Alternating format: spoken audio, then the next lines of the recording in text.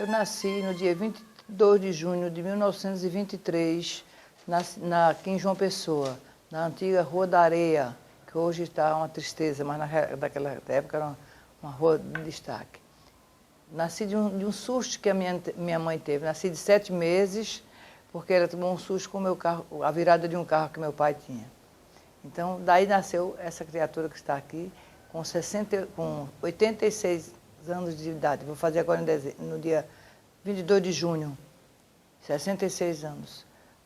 Aos 9 anos, eu comecei a acompanhar gostava de brincar de boneca, era uma criatura, gostava muito de ler, fiz minha primeira biblioteca aos 9 anos de idade, inclusive botei uma placa bem suntuosa, Biblioteca Orestes Brito, que era meu avô, que eu nem conheci, mas todos rendiam muita homenagem a ele e eu fiz.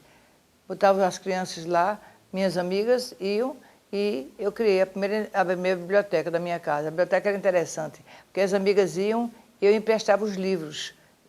E dava 15 dias, 8 dias, 10 dias, de acordo com o conteúdo da leitura. E depois nós congregávamos para discutir, dialogar. Isso foi uma coisa muito interessante na minha vida. Daí passei para escrever para o Jornal do Recife, o Jornal do Comércio e o Diário de Pernambuco. Era o Guri e o Suplemento Infantil. E passei muitos anos fazendo isso. A minha vida era essa. Ainda até os 15 anos eu brinquei de boneca, mas concomitantemente estudava muito, lia muito. Sentia um prazer enorme em fazer versos. Sempre gostei de fazer versos. Isso é uma coisa que vinha de uma tia minha que era doente e que nós a cercávamos com todo carinho. Bom, minha vida foi assim, estudando, lendo, com papai, mamãe, minhas tias que moravam com o papai. Quando eu comecei realmente a estudar, eu tinha 9 anos de idade, porque fui estudar com a dona Carmita Coelho, a minha primeira professora, que deixou marcas profundas em mim, pessoa maravilhosa, a quem eu rendo todas as homenagens, infelizmente póstumas, e como não poderia ser de outra maneira.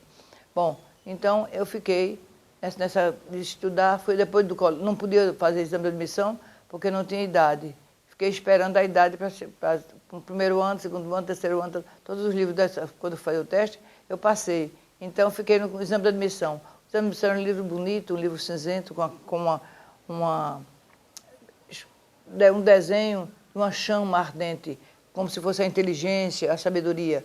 E nós passamos ali e eu fiquei aguardando a época de entrar, fazer o exame de admissão para estudar. Bom, isso aconteceu entre 9 e 12 anos. Com 12 anos eu fui para o Colégio das Neves, fiz meu curso primário lá. Depois do curso primário, eu fui fazer o científico. Aos 16 anos, saí daqui de João Pessoa e fui contra a vontade da minha mãe, mas muito estimulada pelo meu pai, de grande e saudosa memória. Todos os dois eu queria muito bem, mas a ele eu tinha mais afetividade, havia mais afinidade. E eu fui estudar no colégio misto no Recife. Ele não queria que eu estudasse aqui, porque era misto. Cheguei lá e deparei com o melhor colégio do Recife era misto, era o Colégio Oswaldo Cruz. E ali eu fiz o científico. Depois fiz o vestibular. Fiz o vestibular na Universidade Federal do Recife. Não era federal, era a Universidade do Recife. Quando me formei já era federal, mas até então era a Universidade do Recife. E fiquei estudando lá todos os cursos. Uma das coisas que mais me impressionou foi a minha entrada na faculdade, quando fui estudar anatomia. Ao entrar no anfiteatro, a minha preocupação era ficar de olhos fixos no professor, porque tinha medo. Eu tinha medo de ver um homem despido, porque as freiras onde eu estudava, no Colégio das Neves, elas falavam muito que faziam de uma maneira muito errada de ensinar a juventude. E eu tinha medo de realmente me deparar com a figura de um homem despido. Eu fiquei olhando todo o tempo para o professor, que era o Dr. Rui Batista, com a intenção de não, até que, enfim, no decorrer da aula, eu olhei e verifiquei como é diferente um ser vivo de um ser morto, como a ação modifica o homem, como é tudo diferente. E eu, daí por diante, comecei a estudar. Isso foi uma coisa que me marcou muito, muito. E depois, no fim do ano, isso em 1943, 44, eu estava na faculdade e começou esse estudo. fiz o curso todo lá, o curso médico. Lá conheci meu futuro marido, era o Vanildo Guedes Pessoa, meu companheiro, meu amigo, meu tudo. Era um amor de muitos anos, amor de 27 anos, 4 meses, 7 dias.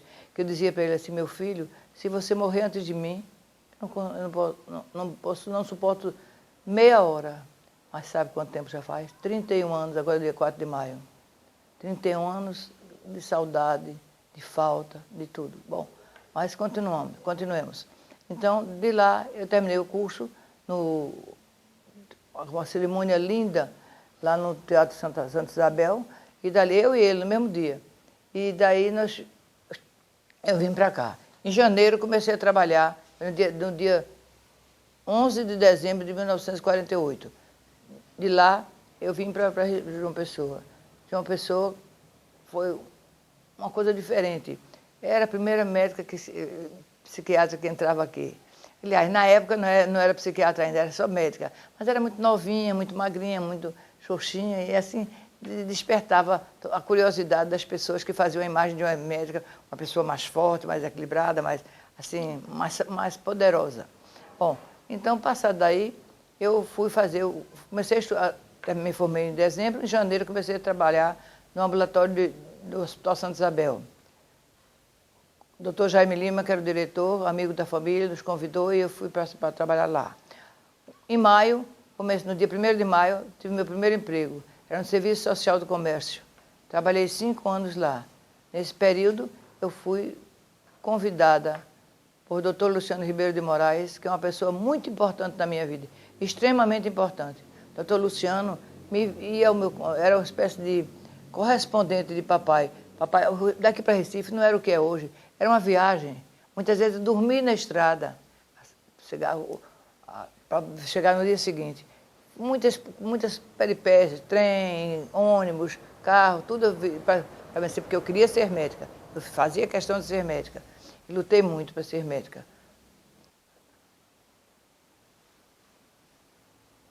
Terminado o curso de medicina, eu vim para cá, como eu disse há pouco. Vim para cá e fui trabalhar no ambulatório e depois no Serviço Social do Comércio. Nesse meio tempo, eu tive o convite do doutor Luciano Ribeiro de Moraes, como eu ia dizendo há pouco, para fazer um curso de pós-graduação, um curso de especialização em psiquiatria e saúde mental. E eu fui, contra muitas contenções da família, preocupada, eu bem novinha, com 20 e poucos anos de idade, a sair daqui, mais de 60 anos passados, você veja bem como era difícil tudo aqui. Era muito difícil, mas fizemos o curso lá e me especializei em psiquiatria clínica e higiene mental. Fiz muita amizade com vários professores, inclusive tenho a vaidade e orgulho de dizer que fui aluna da professora Nise Silveira, do professor Galotti, de muitos professores. O professor Miri Lopes recebi aulas com muita emoção até, porque era um nome muito falado, foi demais. Então, tinha a referência de Lopes e Bor, de tantos outros que eu no momento não estou me recordando, mas são muitos que passaram que eu passei pelas mãos deles. Até que o doutor Adalto Botelho, que foi o primeiro presidente da Sociedade, da Divisão Nacional de Doenças Mentais, era doenças mentais, passou para a saúde mental. E eu fiquei aqui, depois de um determinado tempo, fiz concurso e fui aprovada. E fui nomeada aqui para o Serviço Nacional de Doenças Mentais, no ambulatório, lá na Pedro II, pertinho da Colônia, na dependência da Colônia, Hospital Colônia Juliano Moreira. Eu fiquei ali 28 anos e alguns meses, quando me pedi aposentadoria. Trabalhei muito lá e tive a oportunidade de, pela primeira vez, conviver no dia a dia com o doente mental. É interessante dizer que eu tinha medo do doente mental. Eu tinha medo que me acontecesse qualquer coisa. E não posso dizer que aconteceu lá mesmo, nunca me aconteceu. Eu sempre fui uma pessoa muito respeitada, apesar de magrinha, de xoxinha, apesar de bem franzina e jovem, eu inspirava nos meus doentes, graças a Deus, confiança. E assim passei. Fui chefe de departamento, sessão, um bocado de coisa, procurei fazer umas modificações. Depois fui convidada para ser diretora do Instituto de Neuropsiquiatria Infantil, um instituto que teve nomeada nacional. Eu recebi doentes até do Rio de Janeiro. Eu dirigi o hospital, organizei um clube agrícola e muitas coisas mais, música, orfeon. Os doentes faziam tudo baseado nos conhecimentos que eu adquirira com a professora Nise Silveira, já ia me esquecendo, uma pessoa tão importante na minha vida. Mas o doutor Luciano sempre me deu as mãos. Eu posso dizer que o doutor Luciano me segurou as mãos e me conduziu pelo mundo da psiquiatria. Quando eu cheguei no Rio, que fez o curso, eu conheci um mundo novo, porque inicialmente eu era pediatra. Quando eu fui trabalhar no SESC, eu era pediatra. Mas quando conheci esse mundo maravilhoso da psiquiatria, da psicologia, então eu derivei com armas e bagagens para esse problema. E assim, muito interessante era a minha passagem, quando eu, bem nova, na rua, alguém me dizia, eu ouvi dizer assim, essa menina é médica, essa menina é médica. Dizia, porque você tinha que ter aquela ideia de uma médica diferente. E assim foi a minha vida. Antes da universidade, eu fui inspetora federal, eu fui inspetora federal da Divisão Nacional de Saúde Mental, depois fui coordenadora de psiquiatria da colônia e depois professora. Durante mais de 35 anos eu fui professora. Comecei como professora de psiquiatria, depois passei ajudando o doutor Luciano, como eu digo sempre, ele me segurou pelas mãos e me conduziu com muito amor, com muita correção, com muita dedicação. Uma pessoa extraordinária, foi uma pessoa importantíssima na minha vida. Logo em seguida da minha formatura, no dia 18 de dezembro, meu pai ofereceu um coquetel para comemorar a minha festa de formatura. Então, daí por diante, começaram os lazeres e afazeres. E eu comecei a tomar ciência da responsabilidade que eu tinha como médica. Muita, muita mesmo. Na realidade, ser médica é ser forte, é conviver com a morte, é saber conviver com a morte. É uma coisa muito difícil. E eu comecei a trabalhar, foi muito mais fácil, porque eu comecei a trabalhar como pediatra. Durante 5 anos eu fui pediatra do SESC e no consultório. Eu trabalhava no SESC pela manhã e no consultório à tarde. O meu consultório ficava na antiga padaria paraibana, junto do Plaza, vizinho ao Plaza. Era ali o consultório. Eu trabalhava naquela época, meu noivo, para espanto da minha mãe, que não aceitava que eu fosse trabalhar com ele sozinho, que o pessoal ia falar. E eu nunca lidei com isso, nunca me incomodei com isso. E fomos um período grande lá. Depois o Vanildo fez uma sociedade Dr. Miranda Freire, mas a minha salinha estava lá, separada. Eu trabalhei muito com criança. Quando voltei do curso, aí já modifiquei, aí já comecei a trabalhar com doente mental. Comecei a trabalhar com doente mental e desde esse tempo o meu trabalho tem sido todo esse. Eu atendo criança, não vou dizer atendia, vou dizer atendo mesmo. Eu atendo criança, atendia criança, adolescente, jovem e adulto. E sempre me saí muito bem. Eu costumo dizer que Deus é meu amigo, que os meus doentes eu me sentia muito bem. Um fato interessante, quando eu estava no consultório, era quando chegava um doente meio agitado, com agitação psicomotora, aí a gente tinha que ter muito cuidado para fazer muita ternura, muito carinho até, para conseguir que aquela pessoa domasse, não precisava de camisa de força. Mas conhecia a camisa de força e eu preferia fazer a camisa de força com a ternura, o carinho, a atenção, a tudo isso. E conseguia. Surpreendentemente, conseguia. Uma coisa que me impressionava muito quando eu comecei a trabalhar, não só no consultório como na colônia, era a aplicação da eletroconvulsoterapia. Eu nunca fiz uma eletroconvulsoterapia. Reconheço o valor extraordinário que tem a eletroconvulsoterapia, na rapidez da sessão da parada dos sintomas. Você, hoje, uma contenção química, tratamento químico, é muito mais longo, muito mais demorado que o tratamento com a eletroconvulsoterapia.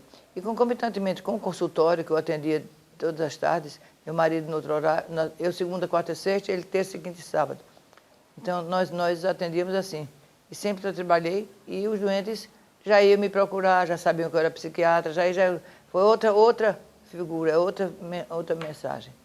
Isso é que eu posso dizer a vocês. Agora, sempre tive muita atenção e muito carinho, não só das pessoas que trabalhavam comigo, muitas me chamavam a doutorinha, porque era tão raro doutor que eu era doutorinha. Era engraçado. Foi bem. Me lembro bem de uma atendente, Domicila, a quem eu rendo homenagem, porque foi com ela que ela me deu uma explicação muito interessante. Na eletroconvulsoterapia, dizia ela, quando o doente dorme após a aplicação, o doente é prova de que vai melhorar e vai se curar.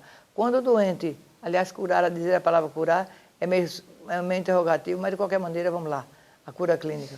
Então, e quando o doente se excitava, se agitava, aí era um caso muito difícil de recuperação, muito difícil. Mas foi um tempo muito bom na minha vida, foi quando eu comecei a trabalhar também concomitantemente com o Instituto e o consultório. O consultório atendia menos pessoas, mas depois comecei a trabalhar no Serviço Nacional de Doenças Mentais e nesse trabalho eu atendi muita gente mesmo. Doenças mentais pesadas, doenças mentais que mereciam atenção, mereciam, e sempre com amor, com dedicação, com ternura, que sempre eu colocava em tudo, aliás, ainda hoje eu sou assim. Eu acho que não existe sentimento maior que o amor, e a ternura é uma forma de manifestação do amor.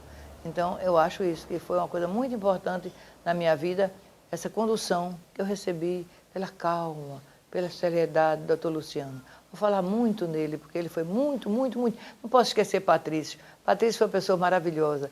Patrício foi engraçado. Ele nunca foi diretor da colônia, mas todo mundo pensava que era diretor da colônia, porque era quem mais mandava na colônia. Era muito bem-humorado, era uma pessoa formidável. Aconteceu, em relação à eletroconvulsoterapia, aconteceu um caso muito interessante comigo. Dr. Nilton Lacerda, que por coincidência é hoje meu patrono na Academia de Medicina, ele foi testar o aparelho de eletroconvulsoterapia no meu curso lá no ambulatório. Quando ele inverteu, em lugar de pegar no cabo, pegou no eletrodo. Então, teve uma convulsão. A convulsão caiu mesmo todinho. Foi uma coisa interessante. E ele ria quando falava comigo. Quando ele disse, mas Lourdes, foi bom, sabe por quê? Ninguém sente nada. Eu achei muito interessante a maneira que ele disse, não sente nada. E há muitos fatos. No tempo, eu tomaria muito tempo de vocês se falassem, que é muita coisa a falar. Vale notar uma coisa interessante. E Deus me deu uma força muito grande, porque até hoje, com 86 anos de idade, eu ainda atendo os meus pacientes. Segunda, quartas e sextas, estou sempre aqui à espera deles. E nunca falta. Sempre tem uma pessoa ou outra. Não é com aquela afluência que havia no consultório, mas de qualquer maneira não deixo de atender, de orientar, de fazer uma terapia de apoio. Muito importante fazer isso. Tenho 86 anos, vou fazer agora dia 22 de junho, como já referi. E tenho plena convicção que ainda estou em condições.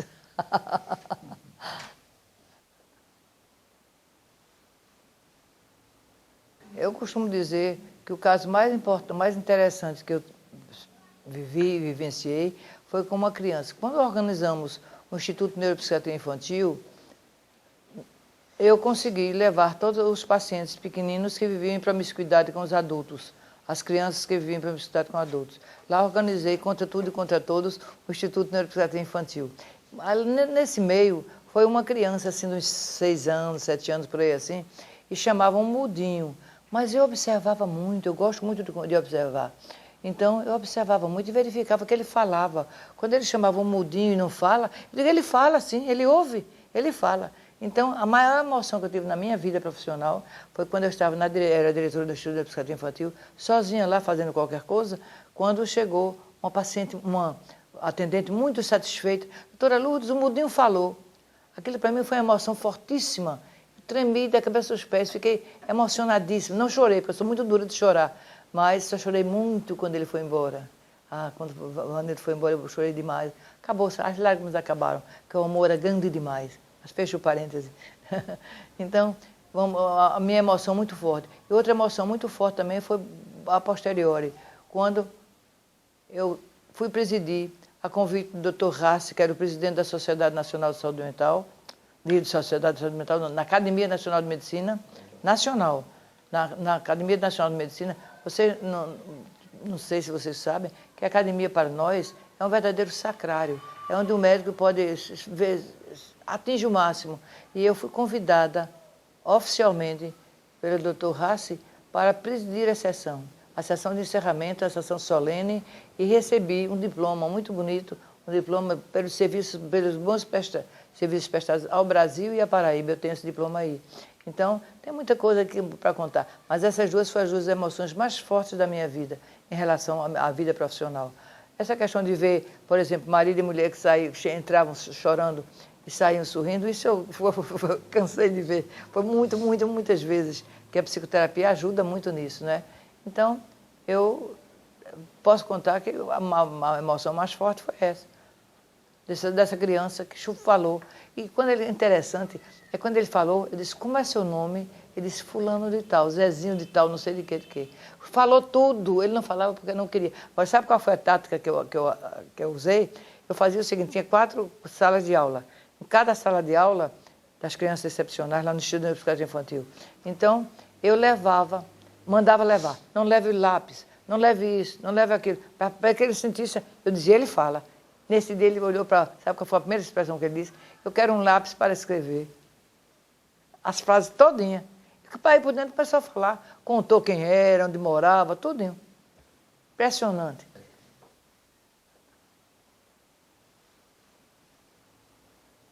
Eu acredito, você diz outra coisa, não sei. Mas eu digo que pela idade que a época, eu fui para a primeira médica mulher a ser presidente de uma academia de medicina na Paraíba, inicialmente, e depois eu soube que também fora a primeira mulher a ser presidente de uma academia brasileira de medicina, no Brasil. Presidente de uma academia no Brasil. Não tinha mulher. Nenhuma mulher havia sido presidente antes de mim. Acredito mesmo que seja pela idade, por uma época que eu passei, essa coisa toda, não sei. E depois coordenadora de psiquiatria, depois professora de psicologia, e por aí vai, um bocado de chefe de departamento, um bocado de coisa na universidade. Na universidade passei mais de 35 anos ensinando lá. E já me lembrou uma coisa muito interessante, é que eu nunca faltei a uma aula. Eu era coordenadora, era chefe de departamento, era professora, mas nunca faltei uma aula.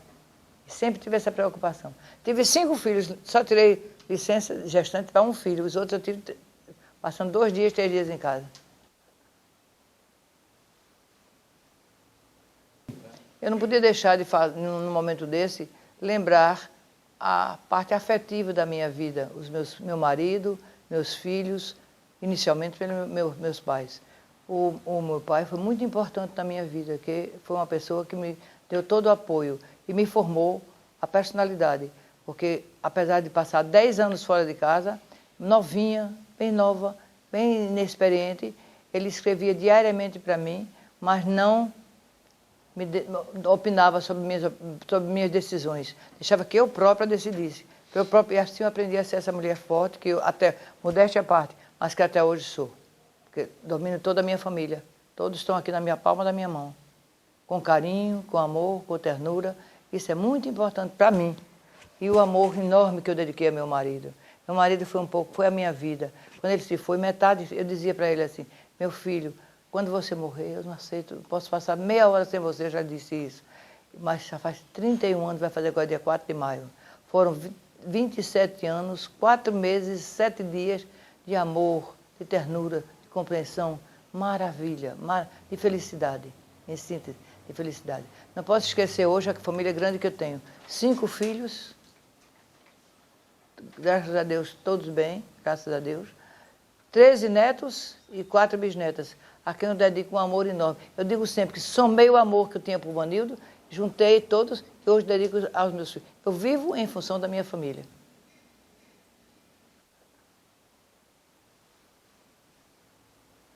Façam tudo pelo engrandecimento da medicina, para tirá-la daquele ostracismo que muitas vezes acontece hoje. Ninguém mais respeita mais a figura do médico. A responsabilidade também é muito grande do médico. E a sociedade para que a sociedade venha a tributar-lhe o mérito que merece, o mérito da situação. Em síntese, lutem para preservar a medicina. Lutem para reaver, retornar aquele prestígio, aquela coisa que um médico tinha. E que vai depender muito de vocês que lutem por isso e então seremos outra classe tão benéfica e tão certa quanto no meu tempo de jovem. Então eu digo a vocês, não deixem que lhe atirem pedras, mas que também não lhe joguem flores. Pense na sua condição humana, que é muito importante. O médico, às vezes, fica muito entufado, muito cheio de si, pelo fato de ser médico. Mas o médico, vocês têm a obrigação de levar avante essa condição de médico, que é muito, muito, muito importante.